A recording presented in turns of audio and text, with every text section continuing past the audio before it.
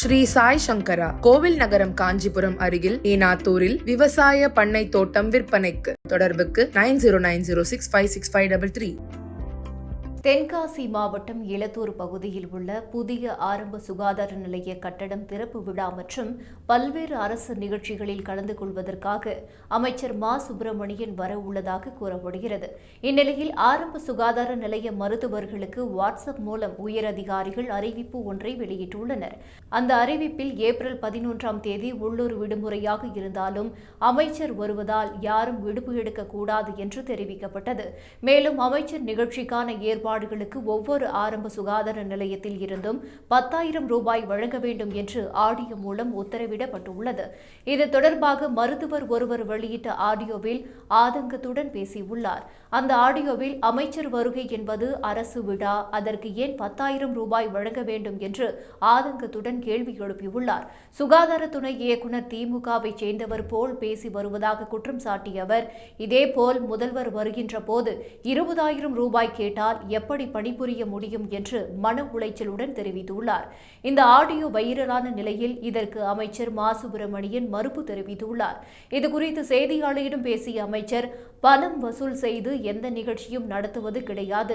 எந்த நிகழ்ச்சிக்கு சென்றாலும் அவர்களுடைய சாப்பாட்டை கூட சாப்பிடுவது கிடையாது. ஓட்டலில் தான் சாப்பிடுவேன். சால்வை மற்றும் புத்தகங்களை கூட பரிசளிக்க கூடாது என்று சொல்லியிருக்கிறேன். ஆடியோவில் பேசியவர் யார், உண்மையா என்பது குறித்து விசாரித்து நடவடிக்கை எடுக்கப்படும் என்று தெரிவித்தார். மேலும் பங்குனி உத்திரம் என்பதால் தான் அந்த நிகழ்ச்சியை ரத்து செய்துள்ளதாகவும் மற்றொரு நாளில் அந்த நிகழ்ச்சி நடைபெறும் என்றும் அமைச்சர் விளக்கமளித்துள்ளார். சார் பேசிட்டு இருக்கும்போது கட் ஆயிடுச்சு. அப்புறம் உங்களுக்கு நான் டீச்சபிளாக இருந்துச்சு.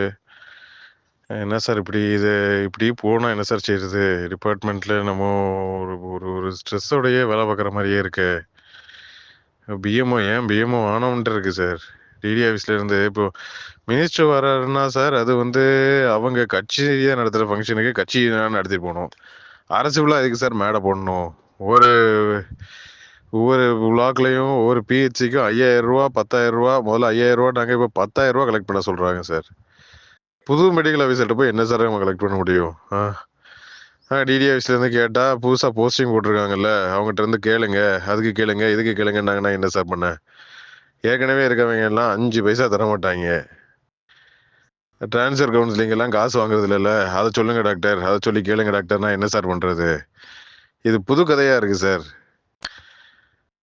ஏன் வேலை பார்க்குறோன்றது கீழே போய் எப்படி சார் விஹெச்என்எல்லாம் என்ன சார் கேட்க முடியும்? சொல்லுங்க பார்ப்போம். எப்படி தந்துருவானுங்க அவங்க? அசோசியேஷன் அது இதுன்ட்டு போயிடுவாங்க சார் விஹெச்என்எல்லாம். இவர் டிடி எனக்கு உண்மையிலே சந்தேகம் என்னன்னா, அவர் கட்சிக்காரர் ஆகிட்டாரா, உறுப்பினர்கிட்ட வாங்கிட்டாராங்கிற மாதிரி இருக்கு. சுத்தமாக ஒன்றும் புரியவே இல்லை சார். இது என்ன பண்ணுறதுனே ஒன்றும் புரியல சார். இப்போது 2 நாளில் வச்சுட்டு இப்போது அன்னைக்கு எல்லா மக்களும் அன்னைக்கு நம்ம கோயிலுக்கு இதுக்கெல்லாம் போவோம், நம்ம குலதெய்வம் கோயிலுக்கு போகணும்.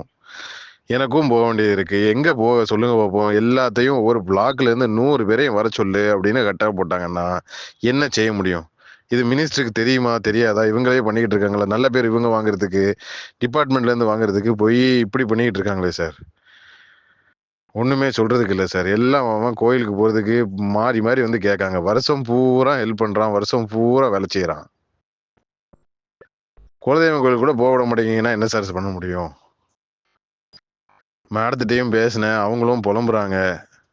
ஒரு டீ காஃபி வாங்கி கொடுக்குறதுனா வாங்கி கொடுத்துடலாம் சார். ஒரு சாப்பாடு போட சொன்னால் கூட எப்படியாவது எங்கேயாவது எதையாவது அட்ஜஸ்ட் பண்ணி கூட போட்டுடலாம் சார். 10,000 ரூபான்னு வாங்கி வச்சாங்கன்னா ஹெல்த் மினிஸ்டர் வருது, அடுத்த சீஃப் மினிஸ்டர் வரதுக்கு இன்னும் 20,000 ரூபா கேட்பாங்க. எங்கே சார் போய் வாங்குறது?